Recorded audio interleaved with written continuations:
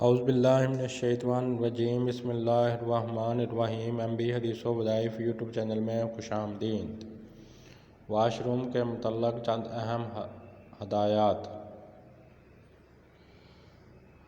بیت الخلاء کی صفائی پر کوئی سمجھوتہ نہیں۔ بیت الخلاء کو مستقل بنیادوں پر صاف ستھرا اور بدبو سے پاک رکھیں۔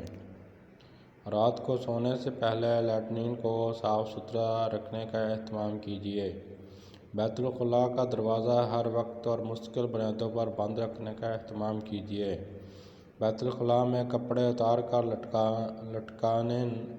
لٹکے نہ رہنے دیجیے۔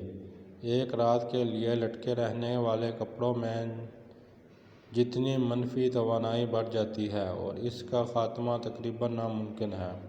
کم از کم 72 گھنٹے دھوپ میں لٹکنے سے کچھ خاصی ممکن ہے۔ میلے کپڑوں کو ہمیشہ بیت الخلاء سے باہر کسی ٹوکری میں رکھنے کا اہتمام کریں۔ بیت الخلاء میں کبھی عطر نہ رکھیں اور نہ ہی اس میں خوشبو وغیرہ کا استعمال کیجیے۔ بیت الخلاء میں رونے سے سخت گریز کریں۔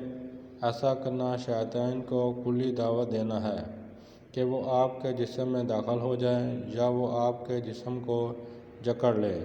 لہٰذا اگر رزق یا شادی میں ویرانی ہوتی چلی جاتی ہے، زندگی میں مشکلات بڑھتی جاتی ہیں، بغیر سبب غم اور افسردگی کا احساس ہوتا ہے اور تشویش مرگی تک پہنچ سکتی ہے۔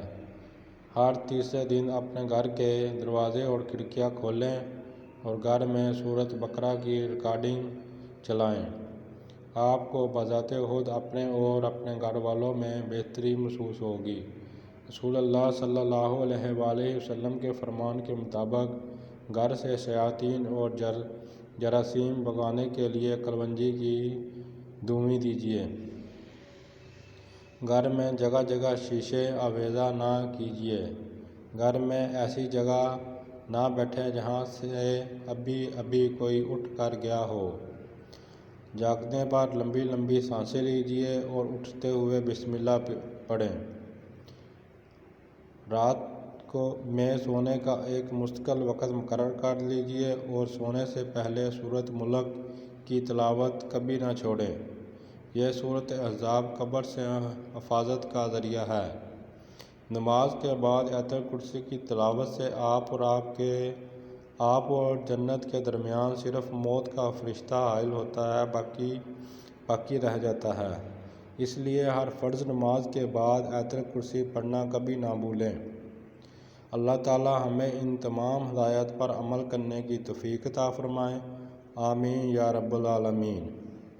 پلیز سبسکرائب مائی چینل اور اس ویڈیو کو صدقہ جاریہ سمجھ کر آگے شیئر کریں۔ اللہ آپ سب کا حامی و ناصر۔ اور جو بھائی ہمارے چینل پر نئے ہیں پلیز چینل سبسکرائب کریں۔